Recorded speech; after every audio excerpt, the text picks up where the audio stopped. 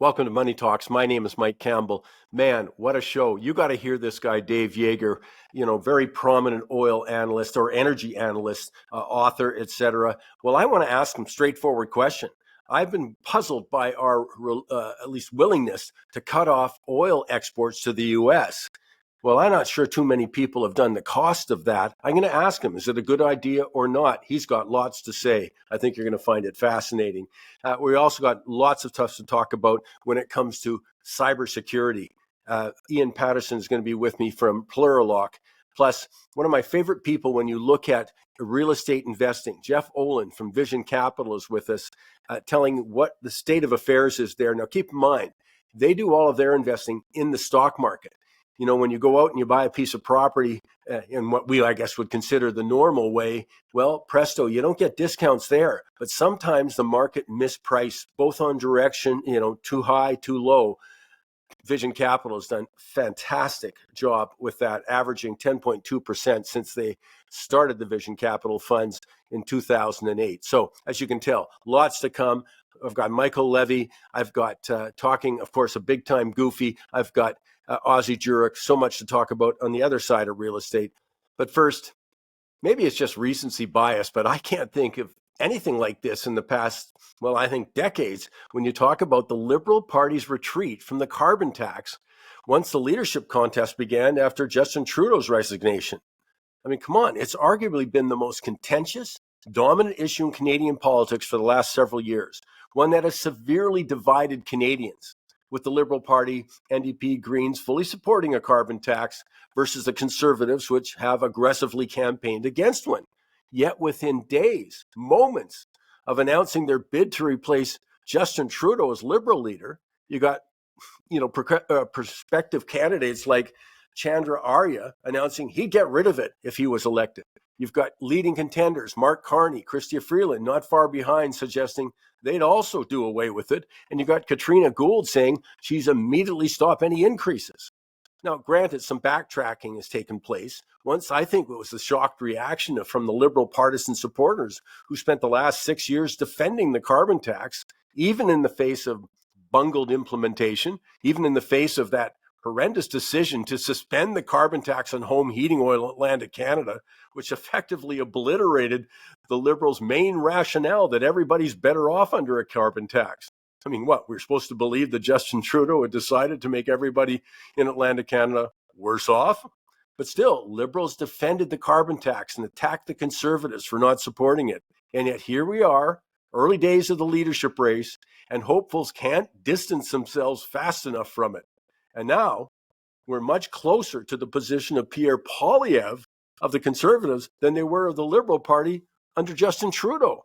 As I said, I don't think I've ever seen such an abrupt about face on such a major policy due to nothing more than the dismal electoral prospects.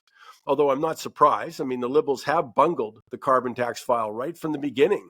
If you're not clear, let me remind you, that tax was introduced in BC, and when it had widespread support from everyone other than the BC NDP who opposed it. But the key was this. The governments put up front and emphasized the tax was revenue neutral. In other words, government legislated that the revenues would stay flat and that any money collected from the carbon tax would be offset by a reduction in personal and corporate income tax. Well, and the government spent an awful lot of time explaining that it would not cost individuals or businesses anyway. That's what revenue neutral means. Well, what's noteworthy is that the tax was first introduced in BC. It was applauded around the Western world. For example, 3,649 economists in the US, including 28 Nobel Prize economists, 4 former chairs of the Federal Reserve, they signed something called the Economist Statement on Carbon Dividends, which stated that the carbon tax must be, in quotes, revenue neutral to avoid debates over the size of government and maximize political viability. Well, you know what? The NDP governments in both Alberta and BC chose to ignore the advice of Nobel Prize winners, federal chair persons, and thousands of economists. And the federal government did the same thing. They did away with revenue neutrality, and now somehow we're surprised that people are against it. I mean, it's unbelievable. People feel taxed to death. They don't seem to understand that millions are saying not a penny more. Now, the feds had a working model, thanks to BC, that avoided the political rancor, but said no thanks to the original, why? The original deadly sin, greed. Right out of the gate, the federal carbon tax was never designed to be revenue neutral. Are they really surprised that small business, for example, opposed the tax? You know what? After 5 years and the government taking $2.5 billion from them, they finally got a rebate check in December. Well, the head of the Canadian Federation of Small Business, Stan Kelly, sums it up well. He says, in quotes, "I've been working in public policy for over 30 years. I've seldom seen a tax or fiscal policy bungled so badly as the federal carbon tax." And by the way, in BC, under the NDP, any individual making over 60,000 gets zero in rebates. Billions collected for a country responsible for 1.5% of global emissions. And now candidates for the Liberal leadership can't back away fast enough. Now, Mark Carney is now talking about a replacement. He didn't say that up front, by the way, but he's talking about a replacement. But I'd be surprised if the Liberals have any credibility on this file. But it remains to be seen if the voters will buy it. But that's not the only flip-flop of a major tax initiative, but you're going to have to wait for the goofy for more. Hey, just a reminder, well, we're counting it down. 2 weeks today, we'll have been in the World Outlook Conference. It starts February 7th, February 8th. I think we've got maybe 3 VIP passes left or some small number, but there's still time to get your ticket.